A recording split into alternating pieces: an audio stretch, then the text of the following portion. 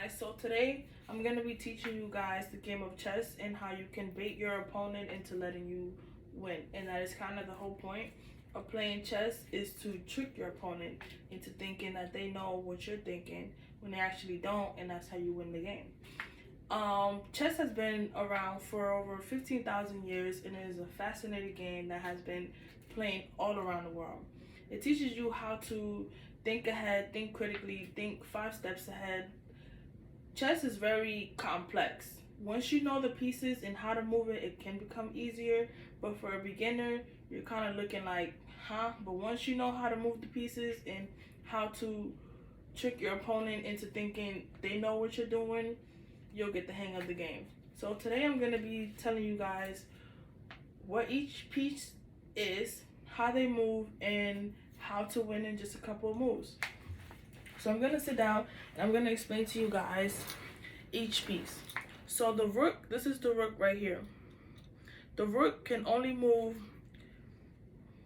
horizontally or vertically. Then you have your knight, which is a horse. The horse can move in L shapes. So you can go up to, one to the right. You can go up to, one to the left. Or if you're right here, you can also go down to, one to the right, down to, up to the left. Then you have your bishop. You have 2 bishops. One is in the light square and the other one is in the dark square. You can only move those pieces in the light square and in the dark square. So you cannot move those pieces from where they originated from.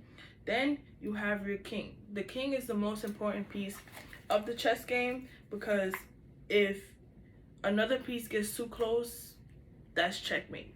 So this is the piece that you have to protect. This piece can only move around what's around them. So the king can only move a square away from where they're at.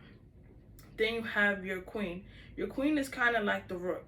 The queen can move vertically and horizontally, and it also move diagonally. So if you have your queen right here, she can move this way, she can move up and down, and she can move sideways. Then that's your other bishop. Then, yeah, I already explained those.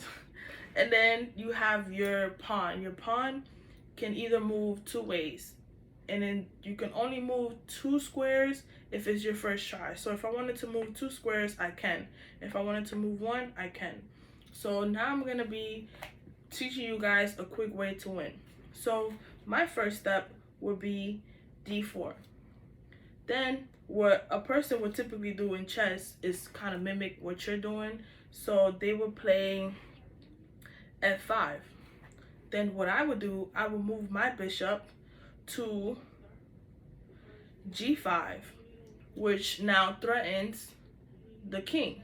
Now what they would typically do is move their pawn to h6, which now threatens your bishop.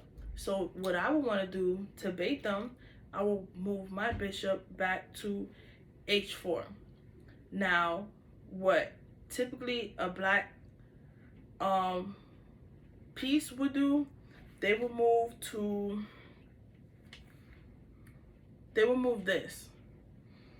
They will move their pawn to g5, because now he sees that the bishop is now a threat, so they will want to get rid of them. So sometimes in chess, you will have to sacrifice some of your pieces in order to bait them into thinking that they know what you're doing, but actually they don't.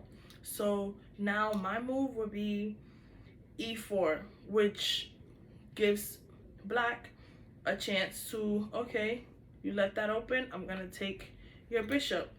But what they didn't know is that I have my queen right here, and now it's checkmate, because the king cannot go anywhere. And checkmate basically means that you trap the king and the king cannot go anywhere else.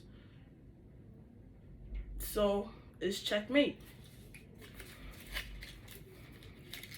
When playing chess, I believe it challenges your mind and it exercises your ability to think. It exercises you to remember certain moves for the next time that you try. This is why I enjoy playing chess, because it actually challenges my mind to think ahead, which I use in my daily life.